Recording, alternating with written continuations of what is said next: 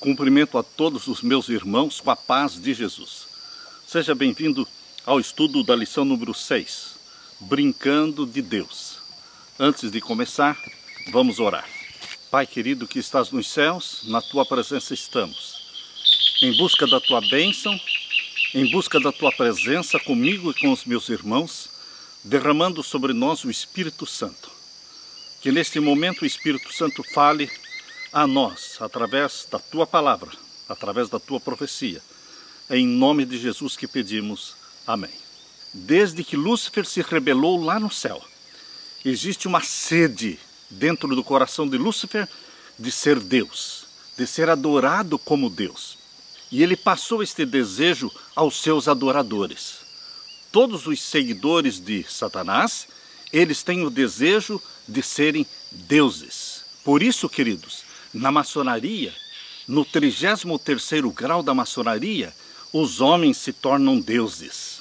Por quê? Porque eles acreditam que Jesus Cristo, com 33 anos de idade, se tornou Deus. Eles não creem que Jesus Cristo era Deus que se tornou homem, exatamente como a Bíblia nos diz, que se tornou um de nós. Eles acreditam que Jesus Cristo era um homem que se tornou Deus aos 33 anos. Por isso, o 33º grau na maçonaria oferece para os homens esta possibilidade de se tornarem deuses. Assim também na Igreja Mórmon. Na religião Mórmon, os homens estão lutando para se tornarem deuses. Não existe salvação. Eles não estão buscando a salvação. Eles querem se tornar deuses. Satanás colocou no coração daqueles que o seguem esse desejo de serem deuses. Assim também na nova era. A nova era ensina que você tem Deus dentro de você mesmo e que você deve desenvolver esses poderes divinos que você tem. Queridos, são estratégias mentirosas, enganadoras de Satanás. Nós não somos deuses, nunca seremos deuses, nós somos filhos e filhas de Deus, gerados pelo Espírito Santo. Lúcifer se rebelou no céu e houve guerra no céu, exatamente como está lá em Apocalipse capítulo 12, verso 7. Houve guerra no céu, Miguel e os seus anjos batalharam contra o dragão e os seus anjos. E esta guerra ocorreu porque Lúcifer, por orgulho, não reconheceu o seu pecado, não reconheceu o seu erro, por orgulho. O pecado do orgulho nasceu no próprio coração de Lúcifer. O orgulho não abre espaço para Deus agir.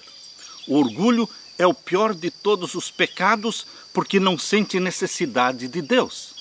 Essa é uma evidência de como o orgulho é um pecado sutil, que pode surgir mesmo dentro do coração dos cristãos, dos líderes, dos pastores, dos anciãos.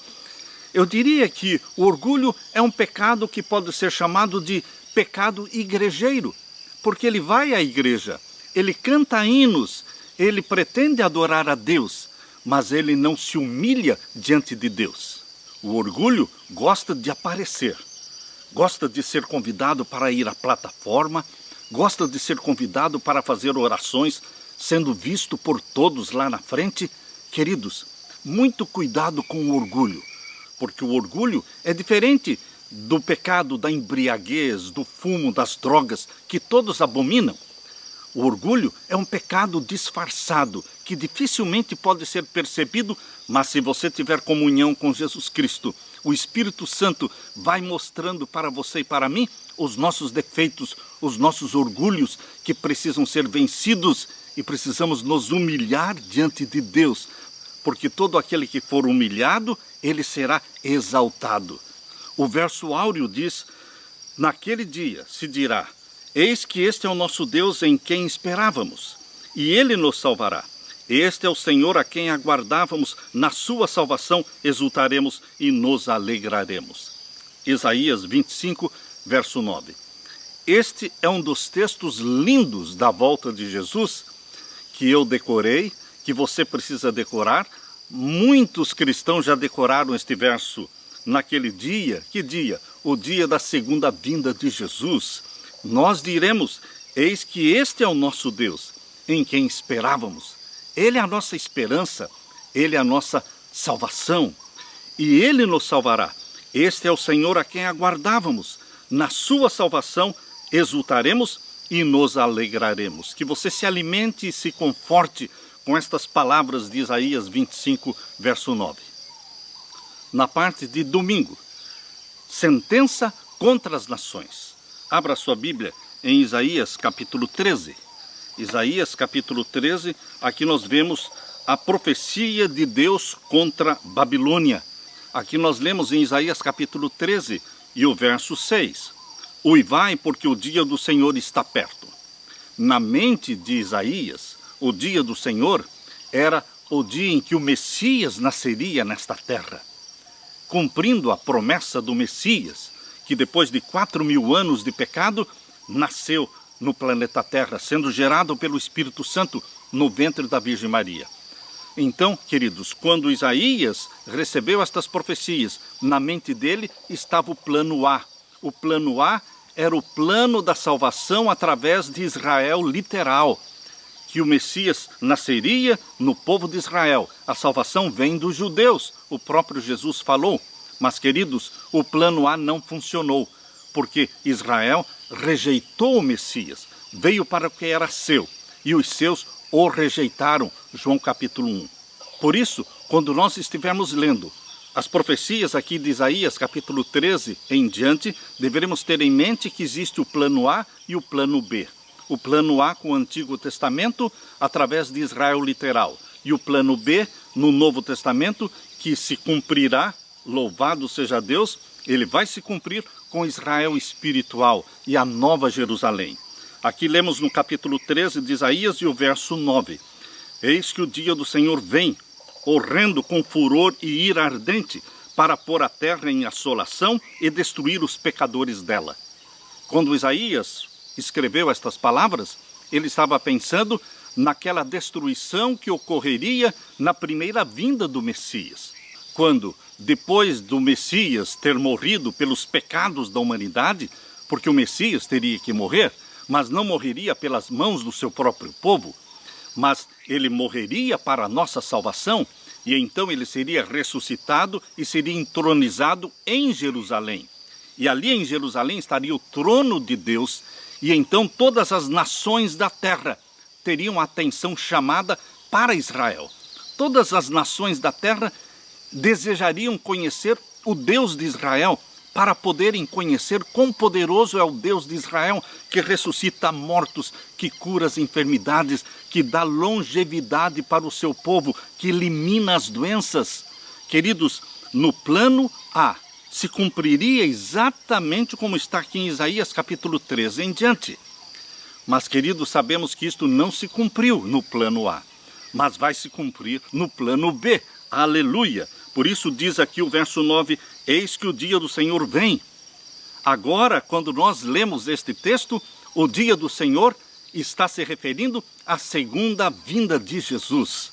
O dia do Senhor vem, horrendo com furor e ira ardente, para pôr a terra em assolação e destruir os pecadores dela. Este verso, na sua mente e na minha mente, é uma aplicação para a segunda vinda de Jesus. E o verso 10, porque as estrelas dos céus e os astros não deixarão brilhar a sua luz, o sol se escurecerá ao nascer e a lua não fará resplandecer a sua luz. Nós sabemos que estes sinais do escurecimento do sol, da lua em sangue, estes sinais estão lá em Apocalipse capítulo 6, versos 12 em diante. E aqui diz o verso 11, visitarei sobre o mundo a maldade e sobre os ímpios a sua iniquidade. E farei cessar a arrogância dos atrevidos e abaterei a soberba dos tiranos. Quando é que vai acontecer isso? Na segunda vinda de Jesus. Ele abaterá a arrogância dos atrevidos e acabará com a soberba dos tiranos. Farei, verso 12, farei que um homem seja mais precioso do que o ouro puro e mais raro do que o ouro fino de Ofir. Que homem, que mulher? Quem será mais precioso do que o ouro puro e mais raro do que o ouro fino de Ofir? Você e eu. Todos os resgatados pelo sangue de Jesus Cristo. Eles são mais preciosos do que o ouro puro e mais raro do que o ouro fino de Ofir. E o verso 13. pelo que farei estremecer os céus, e a terra se moverá do seu lugar, por causa do furor do Senhor dos Exércitos e por causa do dia da sua ardente ira. Mais uma profecia que se aplica à segunda vinda de Jesus, mas que na mente de Isaías se aplicava ao plano A, na primeira vinda de Cristo, ou seja, quando o Messias vivesse nesta terra e quando o Messias fosse entronizado na cidade de Jerusalém. Deus então faria uma destruição das nações que rejeitassem o Deus de Israel. E aqui diz o verso 17, e eis que eu despertarei contra eles os medos, que não farão caso da prata, nem tampouco desejarão o ouro. Você está percebendo que na mente de Isaías a aplicação era para o Israel literal. Deus traria libertação para Israel, mas aqui está falando da destruição de Babilônia. Babilônia que afligiu o povo de Deus, Babilônia que escravizou o povo de Deus, ela seria destruída. E Deus levantaria os medos e os persas. Aqui está falando, eis que eu despertarei contra eles os medos.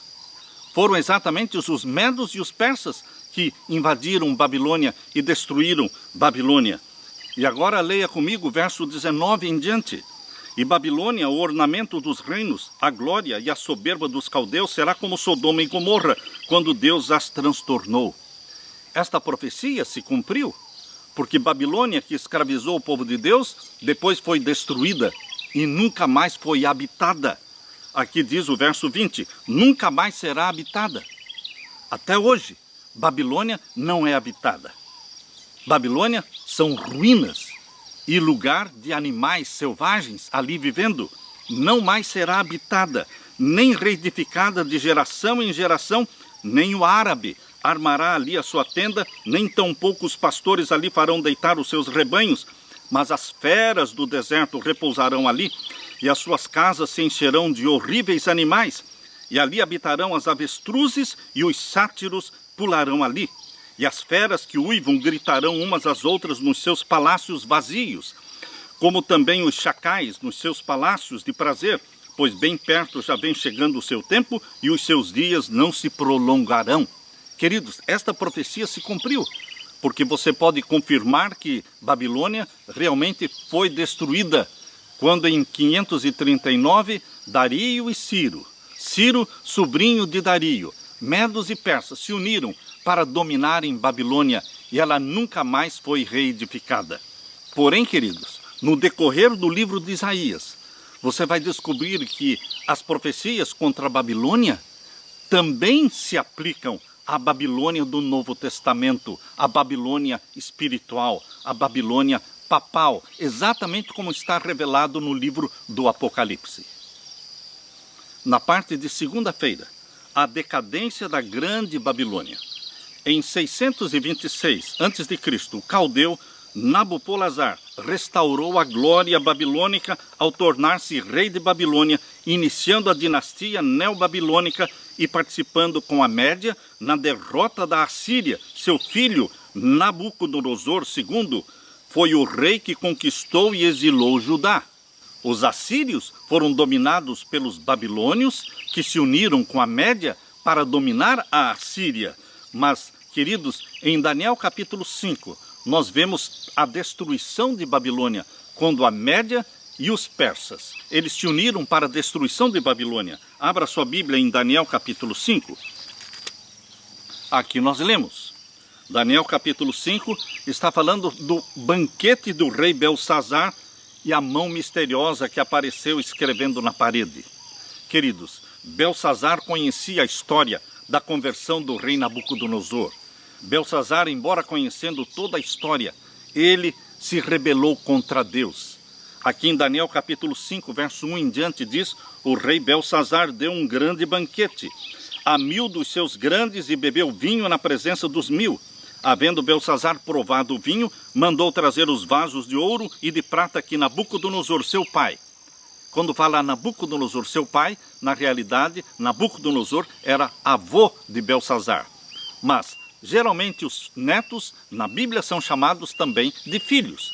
Por isso a Bíblia chama Nabucodonosor pai de Belsazar.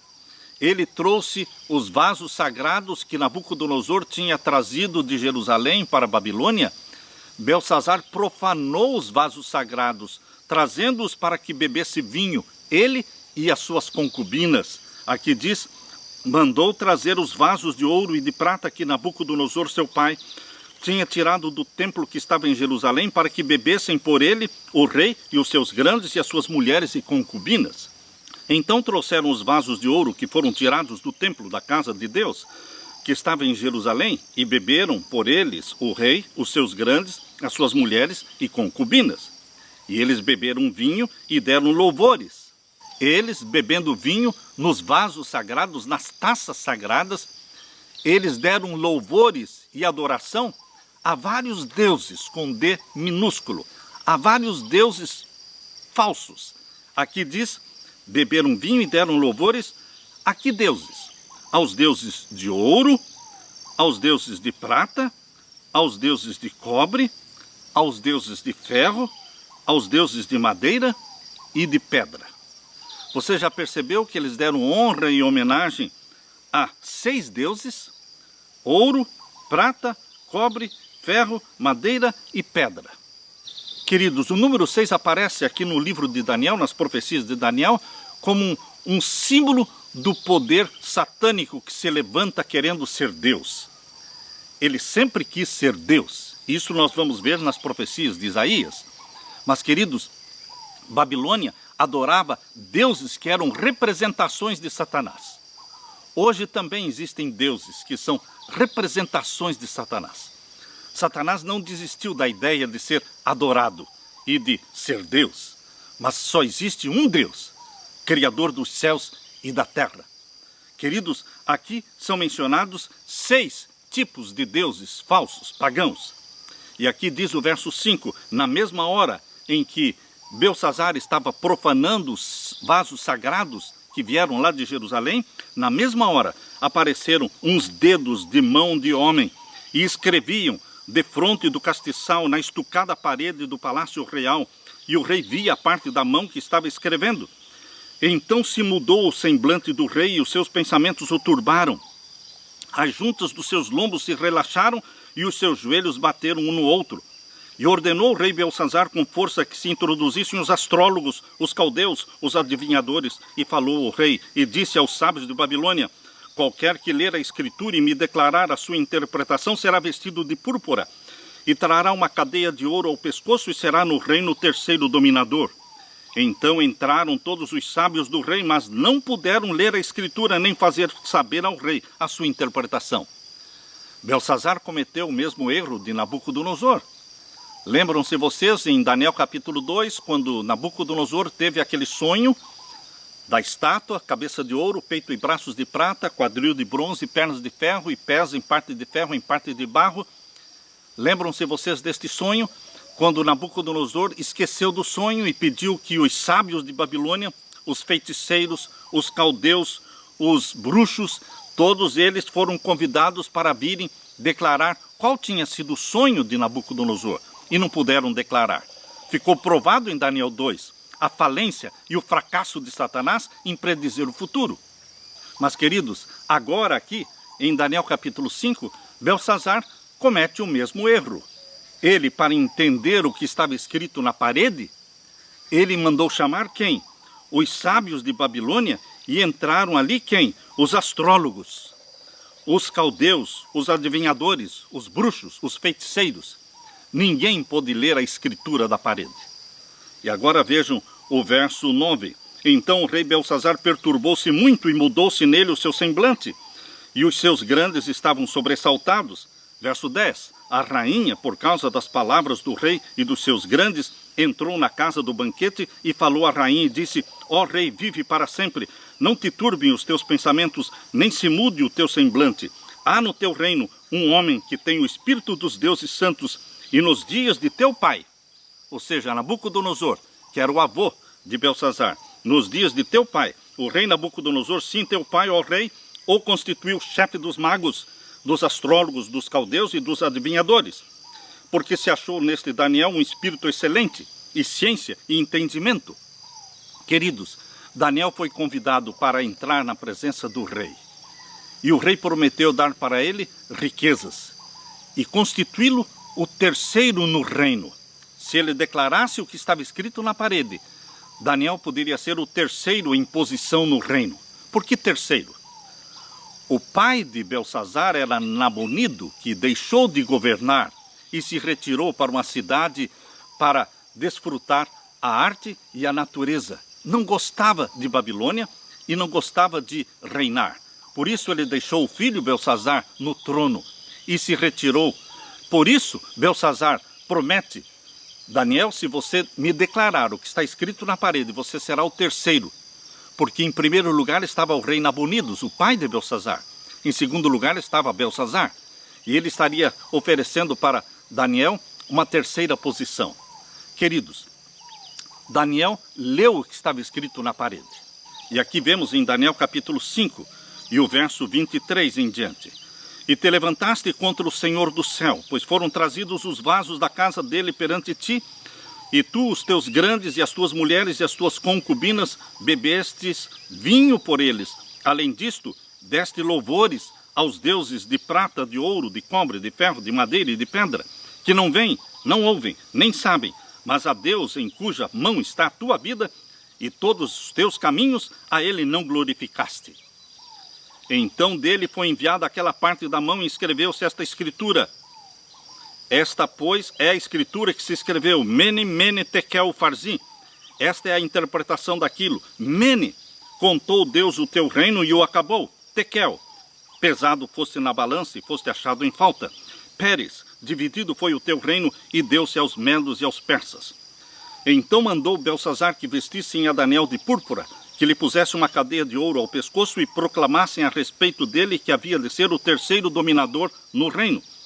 Naquela mesma noite foi morto Belsazar, rei dos caldeus, e Dario, o Medo, tio de Ciro. Dario e Ciro estavam juntos na conquista, e Dario, o Medo, ocupou o reino na idade de 62 anos. Queridos, aqui nós vemos a conquista de Babilônia e o fim do Império Babilônico e o início do Império da Média e da Pérsia. Em 539, quando Ciro, o persa, conquistou Babilônia, a cidade perdeu sua independência para sempre. Em 482 a.C., Xerxes I reprimiu brutalmente uma revolta de Babilônia contra o domínio persa. Ele removeu a estátua de Marduk, o deus principal de Babilônia, e danificou algumas fortificações e templos. Alexandre o Grande, aquele que estabeleceu o Império Grego, Alexandre o Grande tomou sem esforço Babilônia, tomou Babilônia dos persas em 331 a.C. E Alexandre, depois de ter dominado o mundo todo, ele escolheu estabelecer em Babilônia o seu trono e fazer de Babilônia a capital do seu reino. E este foi exatamente o grande erro de Alexandre, porque Deus já havia feito a profecia de que Babilônia seria destruída e jamais seria reedificada e ninguém mais habitaria ali. Alexandre falhou. Foi em Babilônia exatamente que Alexandre morreu com 33 anos de idade. Ali ele morreu cometido de uma grande febre. Queridos, o Império da Grécia, ele foi dividido em 4 partes pelos 4 generais de Alexandre. Apesar do seu efêmero sonho de fazer de Babilônia sua capital oriental, a cidade declinou ao longo de vários séculos. Em 198 depois de Cristo, o romano Sétimo Severo encontrou Babilônia completamente deserta. Portanto, a grande cidade terminou abandonada. Hoje, alguns moradores iraquianos moram em partes do antigo local, mas não reconstruíram a cidade. Quando Saddam Hussein foi morto, ele estava tentando reconstruir Babilônia. Já tinha construído 2 palácios em Babilônia quando ele foi morto. A profecia continua se cumprindo, que Babilônia não será reedificada e não será mais moradia para ninguém. Isaías 13 dramatiza a queda de Babilônia como um juízo divino. Os guerreiros que tomariam a cidade seriam agentes de Deus. O tempo do juízo, da destruição de Babilônia, é chamado de o juízo do dia do Senhor. Isaías 13, verso 6 e verso 9. E a ira de Deus é tão poderosa que afeta as estrelas, o sol, a lua e os céus e a terra. Esta profecia que se cumpriu com Babilônia literal e a sua destruição, ela tem uma aplicação futura, lá no Apocalipse, quando fala da Babilônia, não a Babilônia literal, mas agora a Babilônia papal. A Babilônia papal terá o seu fim. Ela tem dominado sobre o povo de Deus, ela se embriagou com o sangue dos mártires de Jesus Cristo, e queridos, aqueles que morreram em testemunho de Jesus Cristo, mortos por Roma papal. O sangue deles clama, e Babilônia receberá o seu fim trágico, porque será destruída. Roma papal, no Apocalipse, é chamada de Babilônia. Em Apocalipse 13, nós vemos uma parceria entre o Roma papal, ou seja, a besta que subiu do mar. Apocalipse capítulo 13 é Roma papal. Uma parceria com a besta que subiu da terra, Estados Unidos da América do Norte. Queridos, quando Trump era presidente dos Estados Unidos, dificilmente esta profecia poderia se cumprir, porque Trump, ele não era amigo do Vaticano, e Trump era amicíssimo de Israel, o povo do sábado. Mas, queridos, agora com a eleição de Joe Biden, Biden é um católico, é o segundo presidente católico, totalmente submisso ao Vaticano, totalmente unido com os jesuítas. Tanto é que ele convidou um padre jesuíta para fazer a oração do dia em que ele foi empossado. Agora, queridos, a profecia está muito mais próxima de se cumprir. Esta união entre o Vaticano, Roma papal, e os Estados Unidos, o maior país protestante. Eles se unem em Apocalipse 13 para o domínio mundial, para a nova ordem mundial, para o domínio papal, para a recuperação da supremacia papal, que vai durar 42 meses, conforme diz em Apocalipse capítulo 13, verso 5. Nós estamos a poucos passos da volta de Jesus Cristo, e por isso podemos dizer, aleluia, ora vem Senhor Jesus. Na parte de terça-feira, a queda do rei do monte. Quem é o rei do monte?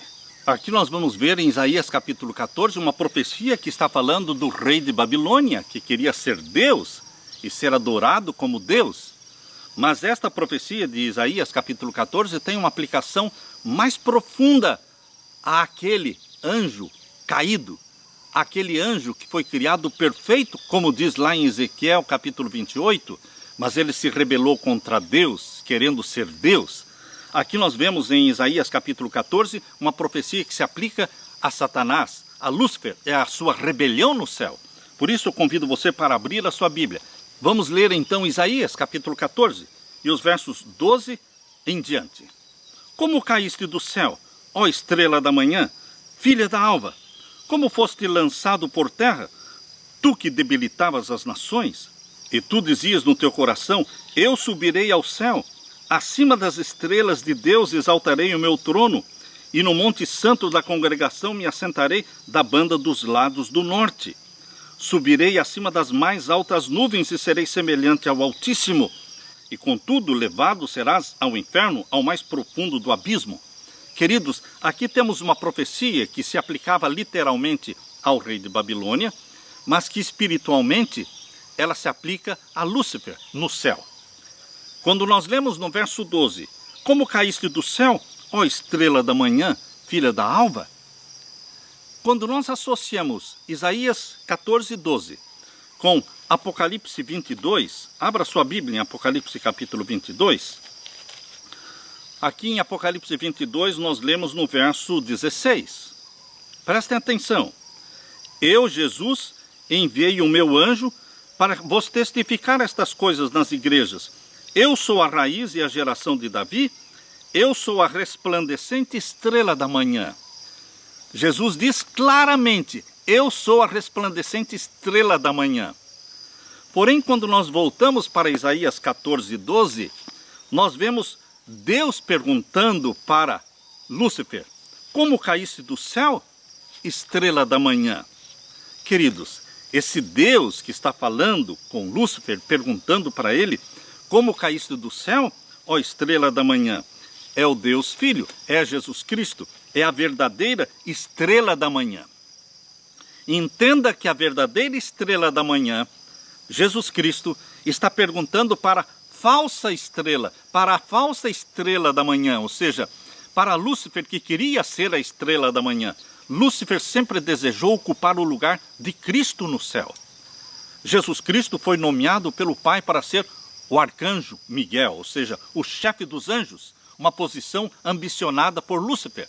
Ele queria ser o chefe dos anjos, porque ele era o mais poderoso anjo, ele era o mais inteligente anjo, ele estava certo de que ele seria nomeado como chefe dos anjos. Mas Deus o Pai nomeou a Jesus Cristo, chefe dos anjos. Por isso a Bíblia chama Jesus de arcanjo. Arcanjo quer dizer chefe dos anjos, o arcanjo Miguel. Queridos, Satanás almejou a posição do Deus Filho. E agora, a estrela da manhã, Jesus Cristo, o Deus Filho, ele pergunta para a falsa estrela da manhã, numa pergunta jocosa, numa pergunta que parecia mais um desafio. Ele pergunta: como caíste do céu, ó estrela da manhã, filha da alva? Você que estava fazendo tudo para ocupar o meu lugar e fermentando a hóstia angelical, a hóstia de anjos no céu, para ocupar o trono de Deus, como você agora caiu? Vejam, entendam este diálogo.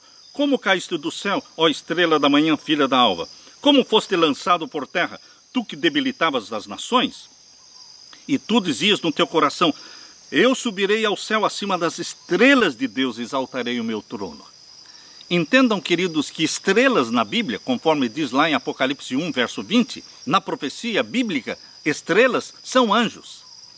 Quando diz lá em Apocalipse capítulo 12, verso 2 e 3, que o dragão levou a terça parte das estrelas do céu, está falando que Satanás, quando foi expulso do céu, levou com ele a terça parte dos anjos. Por isso, quando Jesus Cristo fala para Lúcifer, verso 13, e tu dizias no teu coração: eu subirei ao céu, acima das estrelas de Deus exaltarei o meu trono. Lúcifer era um anjo, ou seja, uma estrela, mas ele não queria ser simplesmente um anjo, ele queria ser Deus, exaltar o seu trono como Deus. Por isso Jesus diz: e tu dizias no teu coração: eu subirei ao céu, acima das estrelas de Deus exaltarei o meu trono, e no monte da congregação me assentarei, da banda dos lados do norte. Na Bíblia, o lado do norte é o lugar da habitação de Deus. Era exatamente onde Satanás queria colocar o seu trono. Queridos, Deus não permitiu que Satanás ocupasse o lugar de Deus, nem colocasse o seu trono do lado do norte. Por isso, queridos, Satanás escolheu um outro lado para colocar o seu trono. Quando foi expulso do céu, ele implantou na terra uma falsa religião em Babilônia.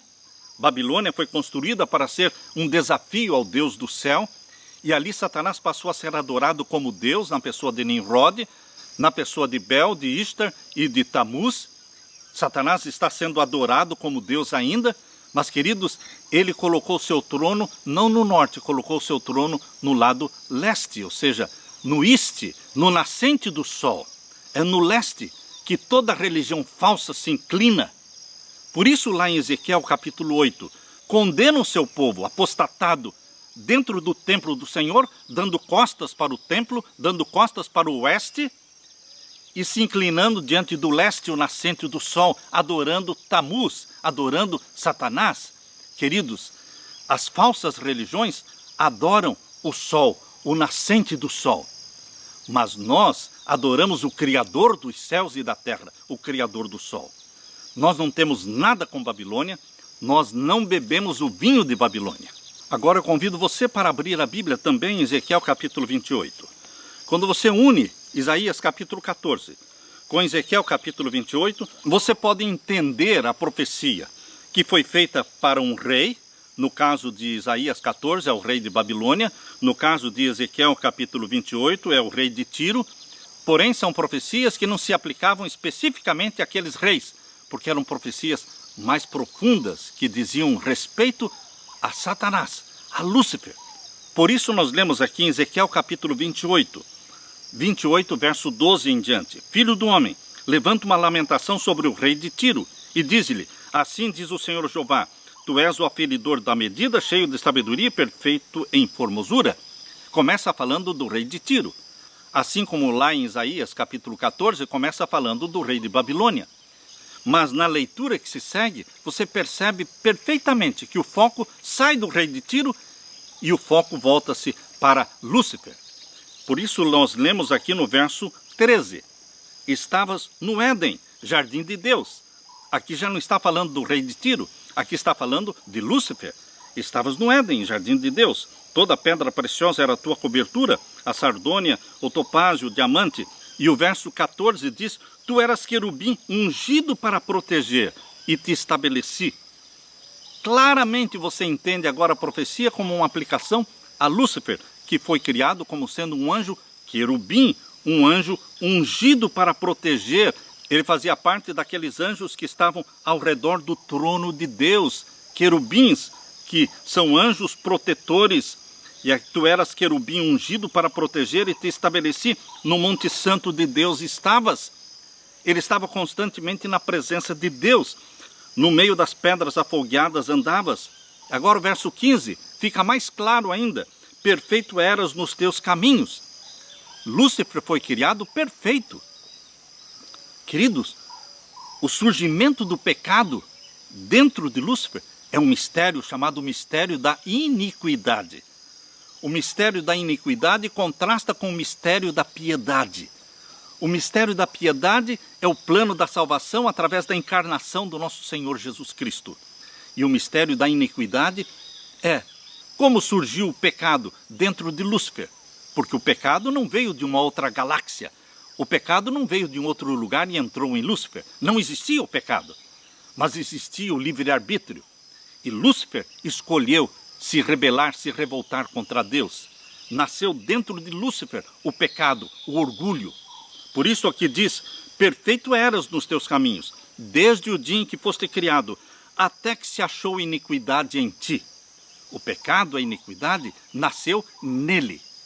E agora no verso 16, na multiplicação do teu comércio, se encheu o teu interior de violência e pecaste, pelo que te lançarei profanado fora do monte de Deus e te farei perecer, ó querubim protetor. Te lançarei fora do monte de Deus e te farei perecer, ó querubim protetor. Aqui é uma profecia de que Satanás será destruído. Ele vai deixar de existir. Quando? No final dos 1000 anos. Depois dos 1000 anos que o povo de Deus passa no céu. Porque na segunda vinda de Jesus, Jesus arrebata a sua igreja para o céu. E nós vamos viver 1000 anos no céu, exatamente como diz lá em Apocalipse capítulo 20. No final dos 1000 anos, a Nova Jerusalém desce do céu. Apocalipse 21. A Nova Jerusalém desce do céu com o povo de Deus, com Jesus Cristo. E no final dos 1000 anos, quando a Nova Jerusalém descer do céu, os ímpios serão ressuscitados. Exatamente como diz Apocalipse 20 e o verso 5. O restante dos mortos não reviveram até que os 1000 anos se acabaram. O restante dos mortos são todos os ímpios, que ressuscitam no final dos 1000 anos. Queridos, nós sabemos que Satanás será destruído no final dos 1000 anos. Apocalipse 20, verso 10, diz que ele será lançado no lago de fogo e enxofre para ser queimado. Porém, queridos, nós lemos aqui em Ezequiel capítulo 28, que embora Satanás seja lançado no lago de fogo e enxofre, onde está a besta e o falso profeta e todos os ímpios, ele, Satanás, será destruído de uma forma diferente. Porque aqui em Ezequiel capítulo 28, verso 18, diz que sairá um fogo de dentro de Satanás. Um fogo sairá de dentro dele, consumindo-o, tornando-o cinzas. Convido você para ler o verso 17. Veja o verso 17 de Ezequiel 28. Aqui explica a razão por que Lúcifer pecou. Aqui diz, elevou-se o teu coração por causa da tua formosura. Corrompeste a tua sabedoria por causa do teu resplendor. Ele era o mais poderoso anjo, o mais lindo, o mais inteligente. Por terra te lancei, diante dos reis te pus, para que olhem para ti. E agora vejam o verso 18. Pela multidão das tuas iniquidades, pela injustiça do teu comércio, profanaste os teus santuários. Eu, pois, é Deus falando, eu, pois, fiz sair do meio de ti um fogo.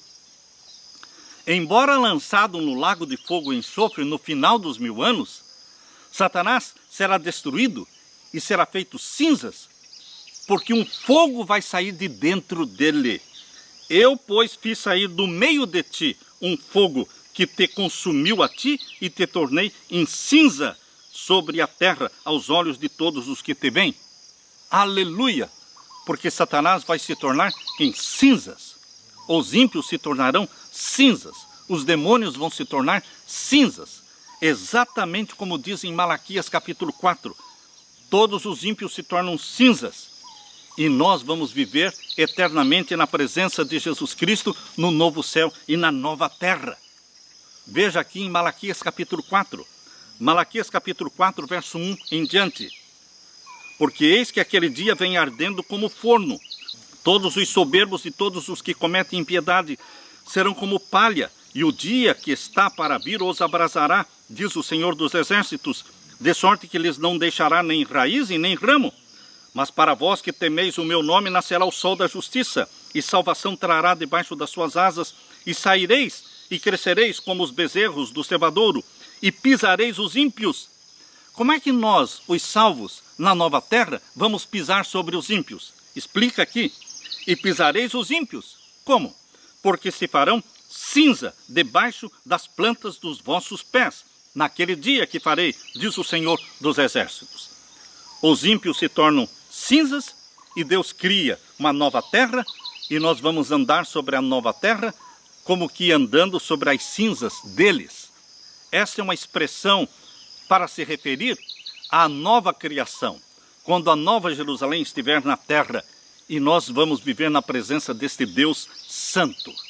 Todas estas profecias, meu querido irmão, minha querida irmã, foram dadas para fortalecer em você a fé, a certeza que Deus é fiel para cumprir com as suas promessas.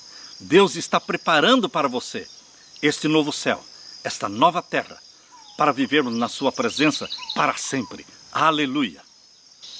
Na parte de quarta-feira, a porta dos céus.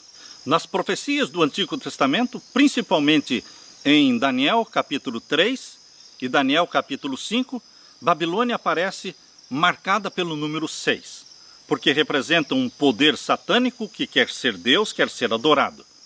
Também, lá no Apocalipse, no Novo Testamento, Babilônia aparece 6 vezes, a palavra Babilônia aparece 6 vezes no Apocalipse, e ela está marcada pelo número 666, 666, conforme lemos em Apocalipse 13, verso 18.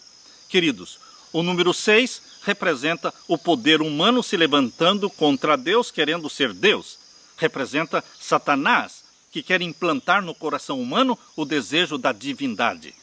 Mas a Bíblia mostra que Babilônia, no Novo Testamento, se refere a Roma, Roma papal. Por isso Pedro, quando estava preso em Roma, ele escreveu a sua carta. Abra sua Bíblia, lá em primeira carta de Pedro. A primeira carta de Pedro, o capítulo 5 e o verso 13. Quando Pedro terminou a sua carta, 1 Pedro capítulo 5, verso 13, ele menciona onde ele estava quando escreveu esta carta. Aqui diz 1 Pedro 5, 13, a vossa coeleita em Babilônia vos saúda, e meu filho Marcos. Ou seja, Pedro estava em Roma, escrevendo a carta de Roma, e foi em Roma que Pedro foi crucificado de cabeça para baixo. Mas ele não fala a palavra Roma, ele fala Babilônia. Por isso, na profecia do Novo Testamento, quando você lê Babilônia, entenda como sendo Roma, Roma papal. Depois que Roma, como império, foi derrubado, ali na cidade de Roma surgiu a Roma papal, o poder papal, que dominou o mundo durante a Idade Média por 1260 anos. Mas foi derrubado em 1798. Dia 10 de fevereiro de 1798 foi preso o Papa Pio VI. Mas, queridos, depois da queda de 1798, ele se recuperou em 1929, assinando o Tratado de Latrão, que devolveu o poder ao Vaticano. O Vaticano se tornou um Estado e o Papa se tornou um rei. De 1929 para frente, o papado está recuperando o poder. Então, Roma papal, que aparece em Apocalipse 13, aparece em Apocalipse 17. Roma papal vai dominar o mundo novamente. Assim como dominou o mundo no passado por 1260 anos, agora vai dominar o mundo novamente. A última supremacia papal de 1260 dias, literais, ou seja, 42 meses, conforme diz em Apocalipse 13 e o verso 5. Eu convido você para ler comigo em Apocalipse capítulo 14, onde aparece a palavra Babilônia, se referindo a este complexo religioso chamado Roma Papal. Apocalipse 14 e o verso 8. E outro anjo seguiu dizendo: caiu, caiu a grande Babilônia, aquela grande cidade que a todas as nações deu a beber do vinho da ira da sua prostituição. Aqui está falando da queda de Babilônia. No tempo antigo, no Antigo Testamento, no tempo em que Ciro e também Dario se uniram para dominar Babilônia, houve a queda de Babilônia, a Babilônia literal. Mas aqui no Novo Testamento fala da queda da Babilônia espiritual, que se refere a Roma Papal. Lemos também em Apocalipse capítulo 16 e o verso 19. E a grande cidade fendeu-se em 3 partes, e as cidades das nações caíram, e da grande Babilônia se lembrou Deus, para lhe dar o cálice do vinho da indignação da sua ira. Babilônia, Roma Papal, destruiu os seguidores de Jesus Cristo, se embriagou com o sangue dos santos mártires. E agora nós lemos também em Apocalipse 17, Apocalipse 17, o verso 5. E na sua testa estava escrito um nome: Mistério, a grande Babilônia, a mãe das prostituições e abominações da terra. Em Apocalipse 17, Babilônia, a mãe das prostituições, é uma referência a Roma Papal. Aqui fala no verso 6, Apocalipse 17, que ela se embriagou com o sangue dos santos e do sangue das testemunhas de Jesus. E vendo-a eu, disse João, maravilhei-me com grande admiração. Mas esta Roma Papal será destruída, diz aqui no capítulo 17 de Apocalipse e o verso 16. E os 10 chifres que viste na besta são os que aborrecerão a prostituta. Aqui diz que esta prostituta, que é Roma Papal, será aborrecida pelos 10 reis. Os 10 reis da nova ordem mundial. As 10 supernações, tendo seus 10 líderes, que vão se submeter ao papado durante o período da supremacia papal de 42 meses. Estes 10 reis vão se levantar e vão se revoltar contra o papado. Por isso diz aqui que os mesmos reis, os mesmos líderes que apoiaram o papado, vão se levantar contra o papado no final dos 42 meses. Capítulo 17, verso 16. E os 10 chifres que viste na besta são os que aborrecerão a prostituta e a porão desolada e nua, e comerão a sua carne e a queimarão no fogo. É o fim da prostituta de Roma Papal. Por isso, queridos, nós encontramos aqui em Apocalipse capítulo 18, verso 2, outro apelo. E aqui lemos em Apocalipse 18, verso 2.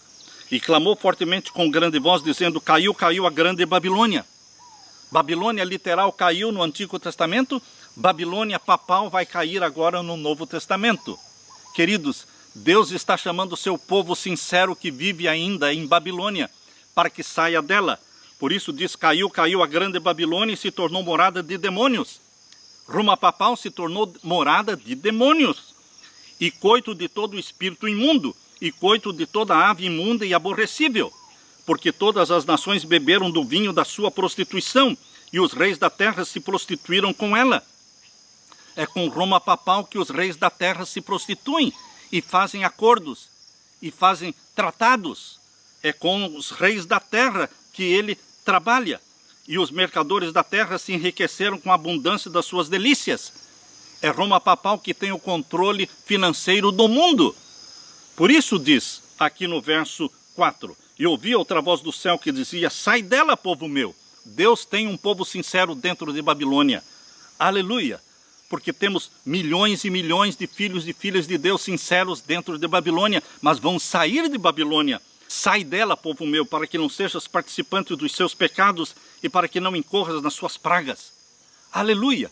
Pelo apelo divino. Mas Deus faz este apelo por seu intermédio. Deus não está enviando os anjos para fazer o apelo ao mundo. Deus está chamando você e a mim. Nós deveremos ser usados, instrumentos de Deus, para proclamar este último apelo. sai dela, povo meu, e não bebam do vinho de Babilônia. Saiam dali e se unam aos que guardam os mandamentos de Deus e têm a fé de Jesus. Aleluia! Na parte de quinta-feira, vitória final de Sião. Aleluia, porque existe uma vitória final. Quando você lê as profecias de Daniel, elas terminam no capítulo 12 com vitória final de Miguel. Miguel se levanta para libertar o seu povo. Quando você lê o Apocalipse, você percebe que Apocalipse 19 fala da vitória final de nosso Senhor Jesus Cristo. Apocalipse 20 fala da derrota de Satanás e da prisão de Satanás por 1000 anos. E capítulo 21 fala da Nova Jerusalém descendo do céu. E o capítulo 22 de Apocalipse fala do trono de Deus na Nova Jerusalém, e ali o rio da água da vida e a árvore da vida, que todos os salvos vão participar do fruto da árvore da vida. Queridos, vitória final só existe em Jesus Cristo. Após os oráculos contra as nações específicas, em Isaías 13 até o capítulo 23. Isaías agora nos capítulos 24 a 27 descreve em escala mundial. Agora o foco de Isaías nos capítulos 24 a 27 não é uma nação específica, mas é uma profecia que se aplica em âmbito mundial. Fala da derrota culminante dos inimigos de Deus e a libertação do seu povo. Na mente de Isaías, nesta profecia do capítulo 24 a 27, o foco de Isaías ainda era Israel literal na primeira vinda do Messias, quando Deus destruiria os inimigos do seu povo e estabeleceria o reino de Cristo na terra. Esse era o plano A. Mas, queridos, quando você estiver lendo os capítulos 24 a 27, entenda a questão do plano A e plano B. Não se cumpriu a profecia no plano A com Israel literal, na primeira vinda de Jesus, mas vai se cumprir, aleluia, no plano B, com Israel espiritual no Novo Testamento e com a segunda vinda de Jesus. Por que a descrição da desolação da terra, descrita aqui em Isaías capítulo 24? Quando você abre a Bíblia em Isaías capítulo 24, você vê a descrição da destruição da terra. Isso já poderia ter acontecido na primeira vinda de Cristo, mas não aconteceu. Mas a destruição da terra ocorrerá agora na segunda vinda de Jesus. Abra Isaías, então, capítulo 24. Isaías, capítulo 24, vamos ler aqui a partir do verso 1. Eis que o Senhor esvazia a terra e a desola, e transtorna a sua superfície, dispersa os seus moradores. Não se cumpriu no plano A, mas vai se cumprir no plano B, aleluia. Jesus Cristo, na sua segunda vinda, vai esvaziar a terra, desolá-la e transtornar a sua superfície e dispersar os seus moradores. Veja agora o verso 3. De todo se esvaziará a terra e de todo será saqueada, porque o Senhor pronunciou esta palavra. Isto não se cumpriu, mas vai se cumprir no plano B. A terra pranteia e se murcha, o mundo enfraquece e se murcha, enfraquecem os mais altos do povo da terra. Na verdade, a terra está contaminada por causa dos seus moradores. Lá naquele tempo, a terra estava contaminada por causa dos seus moradores. Hoje ainda a terra está contaminada por causa dos seus moradores. Enfraquecem os mais altos do povo da terra, porquanto transgridem as leis. Por que a terra está definhando? Porque o povo transgride as leis de Deus. Satanás odeia os 10 mandamentos. Satanás colocou ódio no coração de homens e mulheres contra os 10 mandamentos escritos pelo dedo de Deus. Porque transgridem os mandamentos de Deus. A terra está murchando, enfraquecendo. Aqui diz, na verdade, a terra está contaminada por causa dos seus moradores, porquanto transgridem as leis, mudam os estatutos e quebram a aliança eterna. Por isso a maldição consome a terra, e os que habitam nela serão desolados. Por isso serão queimados os moradores da terra, e poucos homens restarão. Que poucos homens restarão? O remanescente, o povo de Deus, restará. Isto não se cumpriu no plano A, mas vai se cumprir no plano B. No verso agora, capítulo 24, verso 19. De todo será quebrantada a terra, de todo se romperá a terra, de todo se moverá a terra, de todo vacilará a terra, como ébrio, e será movida e removida como a choça da noite, e a sua transgressão se agravará sobre ela, e cairá e nunca mais se levantará. A terra será destruída, a terra será queimada. Deus criará um novo céu e uma nova terra. E o verso 21, e será que naquele dia o Senhor visitará os exércitos do alto na altura e os reis da terra sobre a terra, e serão amontoados como presos numa masmorra, e serão encerrados num cárcere, e serão visitados depois de muitos dias. Depois de 1000 anos, a Nova Jerusalém desce do céu, os ímpios ressuscitam para serem queimados. Por isso diz aqui, os ímpios serão visitados depois de muitos dias.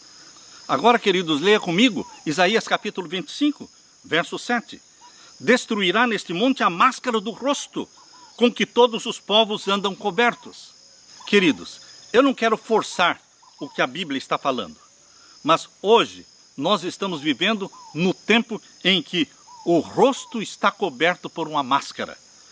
Neste tempo será o tempo da segunda vinda de Jesus Cristo. Aqui diz o verso 7, Isaías 25, 7. E destruirá neste monte a máscara do rosto, com que todos os povos andam cobertos. Eu fico feliz não pela situação de pandemia em que está o mundo, mas eu fico feliz porque será em breve a volta de Jesus Cristo.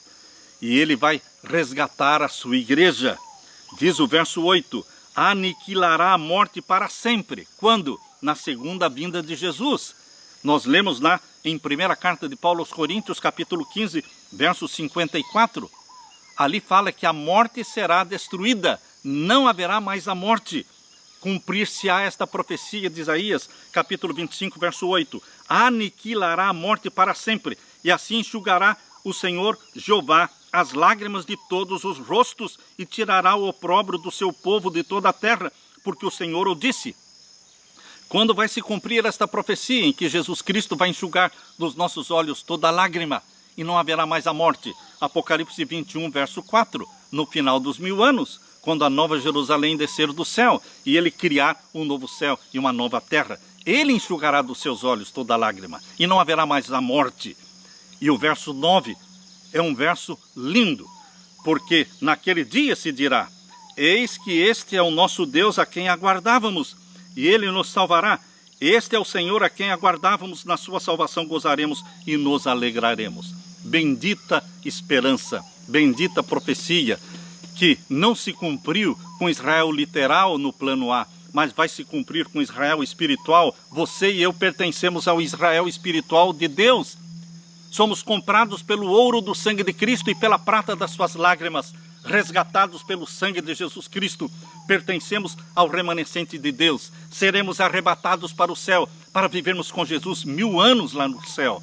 Vamos descer com Jesus no final dos 1000 anos, com a nova Jerusalém, e então vamos viver na presença de Deus eternamente, na terra recriada.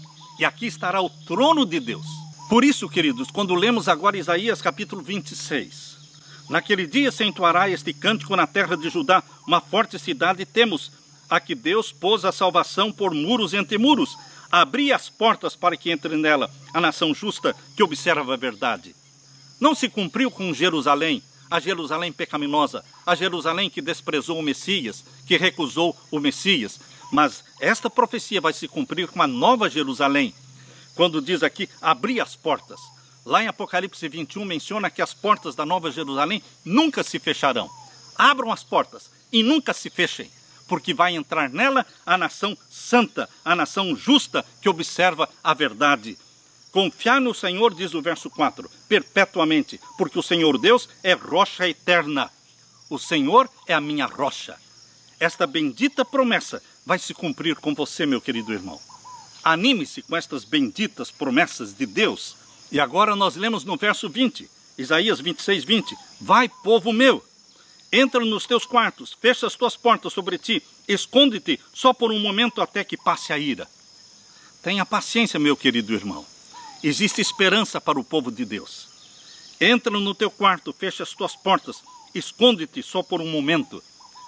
Nós temos ainda o período da grande angústia diante de nós, do decreto dominical, da perseguição ao povo de Deus, do fechamento da porta da graça. Queridos, nós vamos ter ainda momentos de angústia nesse mundo, mas Jesus Cristo está falando, tenha paciência, entra no teu quarto, fecha as tuas portas sobre ti e esconde-te só por um momento, até que passe a ira, porque eis que o Senhor sairá do seu lugar para castigar os moradores da terra.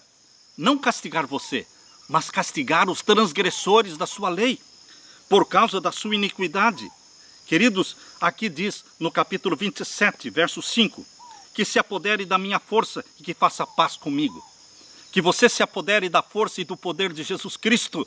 O Espírito Santo é o poder de Jesus Cristo em você. Que faça paz comigo. Sim, que faça paz comigo. Nós estamos em paz com o nosso Senhor Jesus Cristo. E agora o verso 13. E será naquele dia que se tocará uma grande trombeta, e os que andavam perdidos pela terra da Assíria e os que foram desterrados para a terra do Egito tornarão a vir e adorarão ao Senhor no Monte Santo em Jerusalém. Haverá sim um Monte Santo em Jerusalém, onde nós vamos nos reunir de sábado em sábado para adorar ao Senhor, exatamente como diz Isaías 66, versos 22 e 23. Um sábado após outro, vamos nos reunir em Jerusalém, a Nova Jerusalém, para adorar o nosso Deus. Queridos, nós temos um motivo muito maior do que o mundo tem, um motivo de esperança, um motivo para alegria, um motivo para erguer a cabeça para o céu e dizer: ora bem, Senhor Jesus Cristo, é de lá que vem o nosso socorro, do céu. A solução dos problemas na terra, a solução das pandemias. Queridos, a solução só vem de Deus, Jesus Cristo. Deus vai destruir esta terra, mas Deus vai criar uma nova terra para todos aqueles que amam a Jesus Cristo e guardam seus mandamentos. E naquele dia vai se cumprir a profecia de Isaías 26, verso 2. Abri as portas, falando da Nova Jerusalém, para que entre nela a nação justa. Você pertence à nação justa do nosso Deus, a nação que observa a verdade bíblica, de que só Jesus é o caminho que leva para o céu. Conforme diz em João capítulo 14, verso 6, Jesus diz: eu sou a verdade. Em João 17 diz: a tua palavra é a verdade. Em Salmo 119, verso 86 diz: todos os teus mandamentos são verdade. E em Salmo 119, verso 142 diz: a tua justiça é uma justiça eterna e a tua lei é a verdade. A nação justa que observa a verdade de Jesus como Salvador, a verdade da Bíblia, unicamente a Bíblia, como regra de fé e prática, a verdade de que todos os mandamentos da lei de Deus, a santa lei de Deus, são verdades, queridos. A nação que observa a verdade é que vai entrar pelas portas da Nova Jerusalém e vai receber a coroa de ouro das mãos de Jesus Cristo. Você está sendo convidado para fazer parte desta nação, a nação justa que observa a verdade. Que Deus derrame sobre você o Espírito Santo e que Jesus Cristo dê para você a paz que só Ele tem para dar. Amém. Fique com a paz de Jesus.